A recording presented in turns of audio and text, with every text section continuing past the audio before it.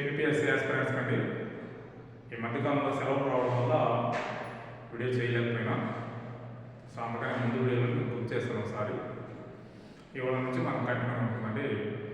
Last క్లాస్లో మనకి moderates and extremists మితివాదులు అతివాదులు గురించి చర్చించుకున్నాం. ఆ చివరిలో అతివాదుల గురించి కూడా చెప్పుకున్నాం. నెక్స్ట్ ఇవాళ ఒక ఇంపార్టెంట్ టాపిక్, పోటీ పరీక్షలు బాగా అడుగుతున్న టాపిక్, బెంగాల్ విభజన.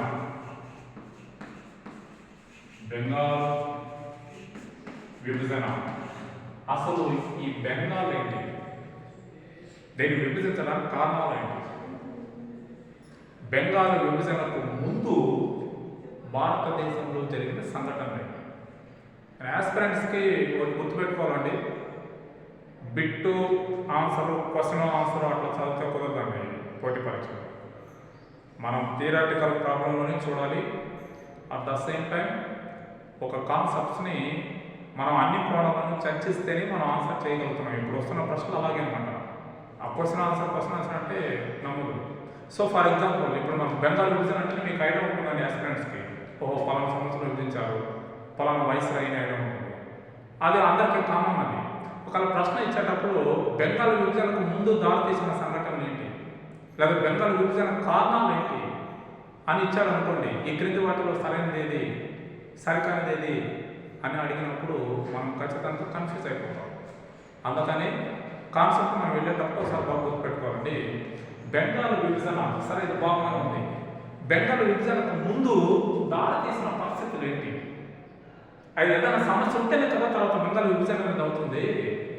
బెంగాల్ విభజన ముందు దారితీసిన పరిస్థితులు ఏంటి, ఎందుకు వచ్చింది ఏంటి అని చూస్తే నెంబర్ 1 పాయింట్ అండి, బెంగాల్ విభజన చేసే సమయానికి భారతదేశం పరిపాలిస్తున్న వైస్రాయి లార్డ్ కర్జన్ ఈయన ఒక స్టేట్మెంట్ ఇచ్చారండి. భారతదేశానికి స్వతంత్రం ఇవ్వడం అనేది దేవునికి వ్యతిరేకంగా చేసే పని అని ఒక స్టేట్మెంట్ అండి. భగవత్ నిర్దేశ వ్యతిరేక పని అని ఒక స్టేట్మెంట్ ఇచ్చాడు. అంటే మీరు భారతీయులు అడుగుతున్నారు బాగానే ఉంది, మీకు మేము స్వతంత్రం ఇచ్చామంటే అది మా దేవునికి మేము వ్యతిరేకంగా పనిచేసిన పని అని చెప్పి ఒక స్టేట్మెంట్ ఇచ్చాడు. దీనితో అతివాదులు పుట్టుకొచ్చారు. చూడండి లాజిక్, దీంతో అతివాదులు పుట్టుకొచ్చారు ఈ స్టేట్మెంట్ తర్వాత. లాల్ బాల్ పాల్ ఇంతకు ముందు క్లాస్లో లింక్ అదనమాట. అతివాదులు ఫస్ట్ పాయింట్. సెకండ్ పాయింట్ అండి, కర్జన్ తీరులోనే తీసుకొచ్చిన కలకత్తా కార్పొరేషన్ చట్టం బాగా గుర్తుపెట్టుకోనండి. కలకత్తా కార్పొరేషన్ చట్టం మరియు యూనివర్సిటీల చట్టం, యూనివర్సిటీల చట్టం, ఈ 2 చట్టాలు బెంగాల్ విభజనకు ముందు జరిగిన సంఘటనలో ఒక ప్రధాన. మూడో అంశం అండి, ప్రభుత్వ అంగాల్లో పాలక వర్గాల సంఖ్యను పెంచి బాగా గుర్తుపెట్టుకోవాలండి. మూడో అంశం, పాలక వర్గాల సంఖ్యను తగ్గించి అధికారుల సంఖ్యను పెంచారు. అంటే పాలక వర్గాలు భారతీయులు ఉంటారు, అధికారులు బ్రిటిష్ వాళ్ళు ఉంటారు. వీళ్ళ సంఖ్యను తగ్గించారు, బ్రిటిష్ వాళ్ళ సంఖ్యను పెంచారు. ఈ కారణాలన్నింటినీ తెలియజేసుకుని మనకు బెంగాల్ విభజనకి దారితీసిన అంశాలు. మరి బెంగాల్ విభజన జరగడానికి కారణాలు ఏంటి అంటే బెంగాల్ విభజనకు ముందు జరిగిన సంఘటనలు ఏంటి, మరి బెంగాల్ విభజన జరగడానికి కారణాలు ఏంటి ఒకసారి బాగా గుర్తుపెట్టుకోవాలండి. కారణాలు ఏంటి? నెంబర్ 1 పాయింట్, బెంగాల్ సంస్కృతిని అవిచ్ఛిన్నం చేయాలి. బాగా గుర్తుపెట్టుకోవాలండి, బెంగాల్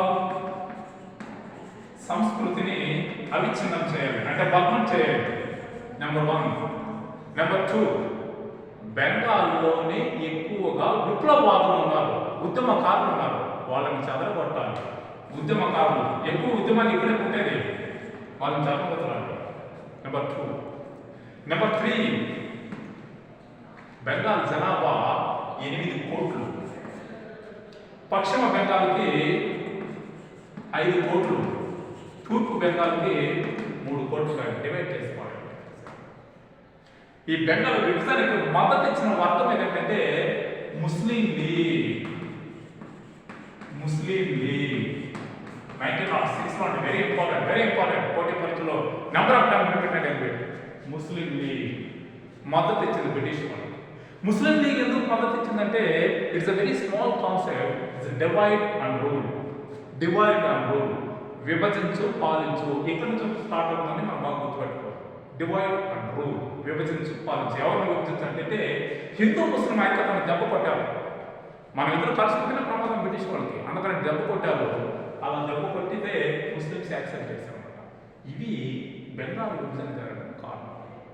మరి బెంగాల్ విభజన స్వరూపం ఎప్పుడు విభజన అయింది, ఎప్పుడు రద్దయింది అన్నది నెక్స్ట్ వీడియోలో ఒకసారి కలుద్దామండి. Thank you.